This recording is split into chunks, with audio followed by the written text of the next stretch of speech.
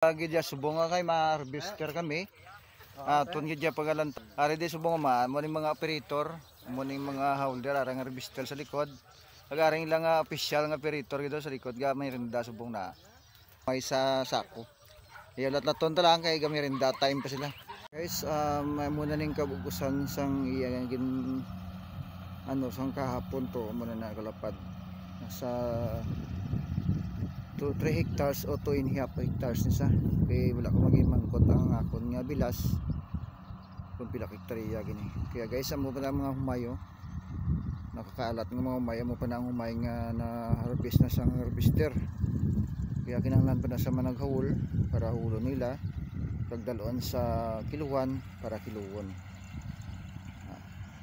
guys. Pag ang ilang at sa ang yamadala sa ilang kiluhan 100 kilos sa guys.